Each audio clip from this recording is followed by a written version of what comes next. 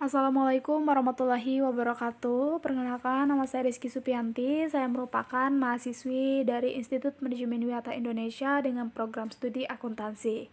Saat ini, saya akan melakukan analisis perbandingan laporan keuangan PT Telekomunikasi Indonesia Tbk dan PT Indosat Tbk. Dan tentunya nanti akan ada beberapa yang saya bahas, dan tentunya tugas ini diajukan untuk memenuhi ujian tengah semester mata kuliah analisis laporan keuangan dengan dosen pengampu Zulkarnain SE MSI. Dan untuk yang pertama, saya akan membahas soal pendahuluan. Dan pendahuluan di sini tentunya akan membahas tentang apa itu keuangan perusahaan ataupun laporan keuangan, lalu industri dari kedua PT yang memang saya ambil ini, yaitu keuangan perusahaan merupakan aspek yang sangat penting untuk kemajuan suatu perusahaan. Oleh karena itu, laporan keuangan memang sangat dibutuhkan oleh pihak manajemen untuk mengambil keputusan. Lalu untuk laporan keuangan ini sendiri itu merupakan alat yang sangat penting untuk memperoleh informasi sehubungan dengan posisi keuangan dan hasil-hasil yang dicapai oleh perusahaan yang bersangkutan. Lalu untuk peran itu sendiri, peran dari industri PT Telekomunikasi Tbk dan juga PT Indosat Tbk tentunya menjadi sektor jasa yang tertinggi dalam pertumbuhan perekonomian nasional. Industri ini sangat memiliki pertumbuhan yang baik karena adanya teknologi telekomunikasi, yaitu teknologi yang cepat berkembang seiring dengan perkembangnya industri elektronika dan juga komputer.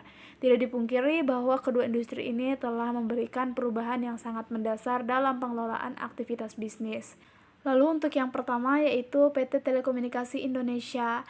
Dan di sini PT Telekomunikasi Indonesia Tbk atau biasa disebut dengan Telkom adalah salah satu badan usaha milik negara yang bergerak dalam bidang telekomunikasi yang selama lebih dari 3 dasawarsa berperan sebagai pemasok utama pembangunan jaringan telepon nasional. Telkom kembali meneruskan fokus 3 program utama, yaitu Telkomsel sebagai leading mobile digital business, Indonesia Digital Network dengan drive digital home and experience, serta international expansion menuju smart international business growth. Dan ketiga program utama ini diharapkan dapat menjadi perusahaan digital yang disegani tidak hanya di tingkat nasional, namun juga di tingkat regional hingga global. Dan tentunya untuk PT Telekomunikasi ini sendiri, saya melakukan analisis rasio. Yang pertama adalah analisis rasio likuiditas. Nah, analisis likuiditas ini itu adalah rasio yang memang menunjukkan kemampuan si perusahaan ini dalam memenuhi kewajiban atau membayar utang jangka pendeknya. Dan rasio inilah yang nantinya dapat digunakan untuk mengukur seberapa likuiditasnya suatu perusahaan. Yang pertama itu adalah current ratio. Current ratio ini berguna untuk mengukur kemampuan suatu perusahaan dalam hal melunasi kewajiban-kewajiban jangka pendeknya. Dan di sini rasionya itu yaitu ada current asset dibagi dengan current liabilitas, dan teman-teman bisa lihat sendiri di sini. Lalu untuk cash ratio. Cash rasionya adalah rasio yang digunakan untuk membandingkan total kas dengan juga setara kas dalam perusahaan dengan kewajiban lancarnya.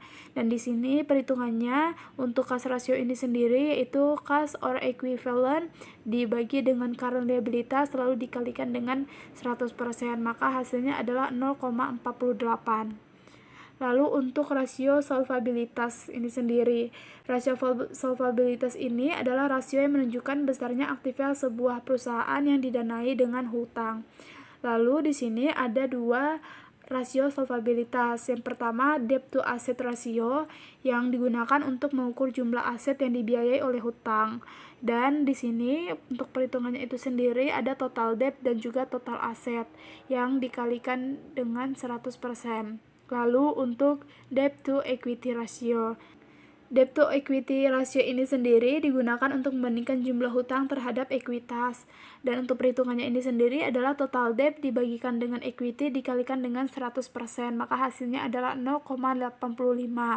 Lalu ada rasio activity. Rasio activity ini digunakan untuk menilai efisien atau efektivitas perusahaan dalam pemanfaatan semua sumber daya atau aset yang dimiliki oleh suatu perusahaan. Maka perhitungannya yaitu total asset turnover. Nah, pada total asset turnover ini yaitu penjualan dibagikan dengan total aktiva yaitu sebesar 0,40. Dan di sini ada rasio probabilitas. Rasio probabilitas ini dibandingkan untuk mengetahui kemampuan perusahaan dalam mendapatkan laba atau profit itu sendiri. Yaitu yang pertama ada gross profit margin yang digunakan untuk menilai presentasi laba kotor terhadap pendapatan yang dihasilkan dari penjualan. Yaitu laba kotor dibagi dengan pendapatan lalu dikalikan dengan 100%, maka hasilnya adalah 0,15. Lalu ada net profit margin yang digunakan untuk menilai presentasi laba bersih yang didapatkan setelah dikurangi pajak terhadap pendapatan yang diperoleh penjualan. Maka di sini perhitungannya laba bersih dibagi pendapatan dikali 100%, maka hasilnya adalah 0,80. Untuk yang ketiga yaitu rasio return on equity, yaitu merupakan perhitungan rasio yang menunjukkan kemampuan perusahaan dalam menghasilkan laba bersih dengan menggunakan modal sendiri dan menghasilkan laba bersih. Perhitungannya, laba bersih setelah pajak dibagi equity dikalikan dengan 100%, maka hasilnya 0,08.